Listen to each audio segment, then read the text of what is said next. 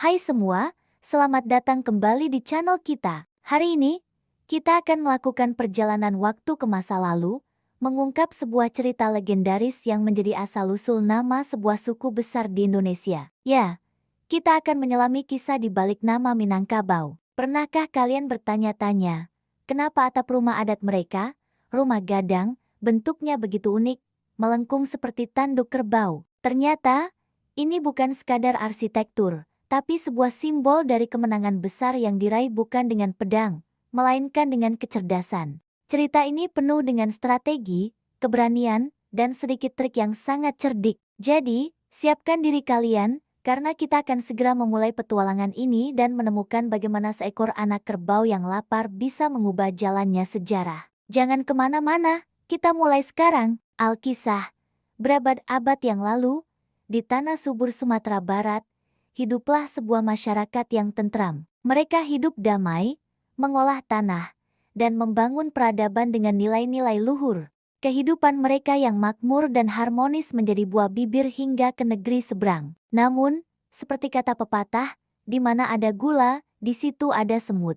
Kedamaian mereka terusik ketika kabar tentang kekayaan dan kesuburan tanah ini sampai ke telinga sebuah kerajaan besar yang haus akan kekuasaan. Tidak butuh waktu lama, sebuah armada pasukan besar dan kuat berlayar menuju pesisir Sumatera Barat dengan satu tujuan, menaklukkan wilayah tersebut dan menjadikannya bagian dari imperium mereka. Berita kedatangan pasukan penakluk ini tentu saja menyebar dengan cepat dan menimbulkan kegelisahan di seluruh negeri. Para pemimpin dan tetua adat segera berkumpul. Mereka tahu betul, jika harus berhadapan di medan perang, kekuatan mereka tidak sebanding. Pasukan musuh jauh lebih banyak, persenjataan mereka lebih lengkap, dan pengalaman tempur mereka tak perlu diragukan lagi. Melawan secara langsung hanya akan membawa pada pertumpahan darah yang sia-sia dan kehancuran bagi rakyat mereka. Di tengah situasi genting ini, para pemimpin Minangkabau tidak putus asa. Mereka percaya bahwa kekuatan tidak selalu datang dari otot dan senjata,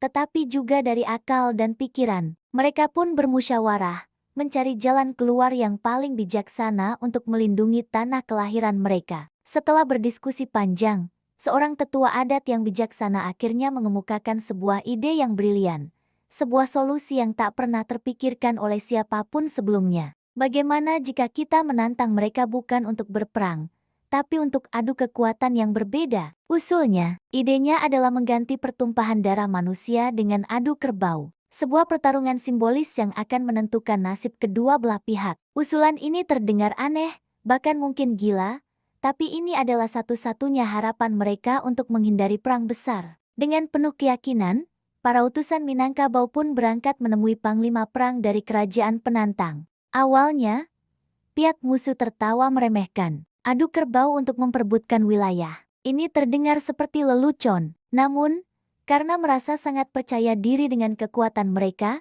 dan mungkin juga karena ingin sedikit hiburan, mereka akhirnya menyetujui tantangan tersebut. Mereka berpikir, ini adalah cara mudah untuk menang tanpa harus kehilangan satu prajurit pun. Mereka segera menyiapkan kerbau terbaik mereka, seekor kerbau jantan yang luar biasa besar, kuat, dengan tanduk yang panjang dan runcing.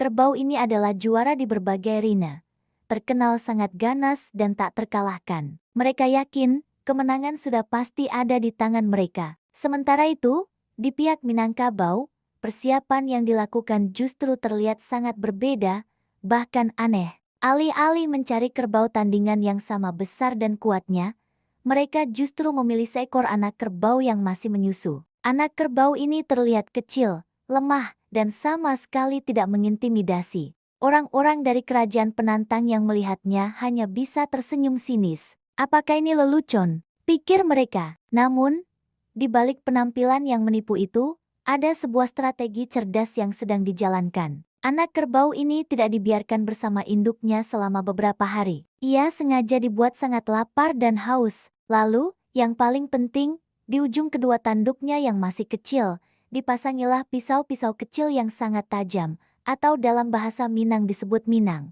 Anak kerbau ini dipersiapkan bukan untuk bertarung, tapi untuk mencari induknya. Hari penentuan pun tiba. Sebuah lapangan luas telah disiapkan sebagai arena pertarungan. Ribuan pasang mata dari kedua belah pihak berkumpul menyaksikan peristiwa yang akan menentukan nasib tanah Sumatera Barat ini. Di satu sisi, berdiri dengan angku kerbau raksasa milik kerajaan penantang. Otot-ototnya menegang, napasnya mendengus keras, siap menerkam apapun yang ada di depannya. Di sisi lain, dengan langkah yang sedikit goyah, masuklah anak kerbau kecil milik orang Minangkabau. Suasana menjadi tegang. Tawa cemoh terdengar dari kubu penantang, sementara rakyat Minangkabau berdoa dengan penuh harap. Begitu dilepaskan, apa yang terjadi selanjutnya benar-benar di luar dugaan. Anak kerbau kecil yang kelaparan itu, begitu melihat kerbau besar di hadapannya, ia tidak melihatnya sebagai lawan. Ia mengira kerbau raksasa itu adalah induknya yang telah lama hilang.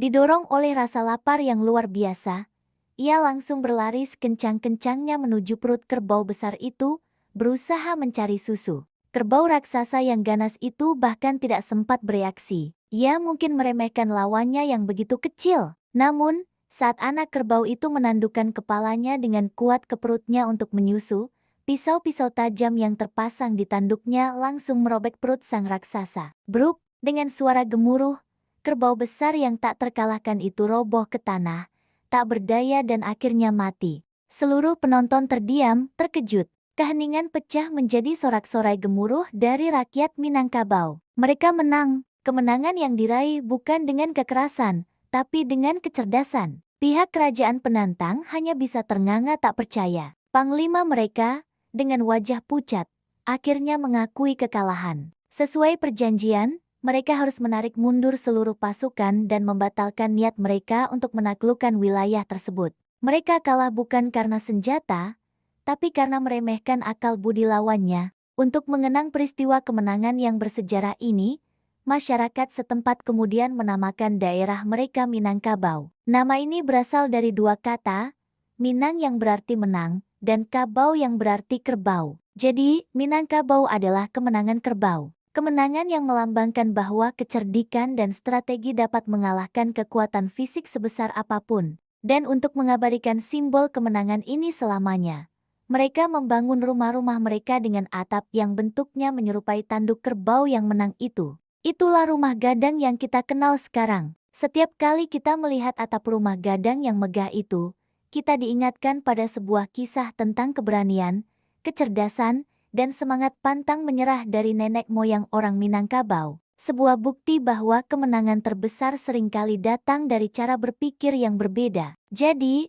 begitulah teman-teman, kisah luar biasa di balik nama Minangkabau. Lebih dari sekadar legenda, cerita ini mengajarkan kita pelajaran yang sangat berharga, bahwa dalam menghadapi tantangan seberat apapun, kita tidak boleh menyerah. Kekuatan sejati tidak selalu diukur dari ukuran fisik atau jumlah, tapi dari kekuatan pikiran, strategi, dan kebijaksanaan. Kisah Minangkabau adalah pengingat abadi bahwa dengan akal, kita bisa menemukan jalan keluar dari situasi yang paling mustahil sekalipun. Apa pendapat kalian tentang cerita ini? Apakah kalian tahu legenda lain yang sama menariknya dari daerah kalian? Tulis di kolom komentar ya, saya senang sekali membaca cerita-cerita dari kalian. Jangan lupa untuk like video ini jika kalian suka, dan subscribe agar tidak ketinggalan petualangan kita selanjutnya dalam mengungkap cerita-cerita menakjubkan dari seluruh Nusantara. Terima kasih sudah menonton, sampai jumpa di video berikutnya.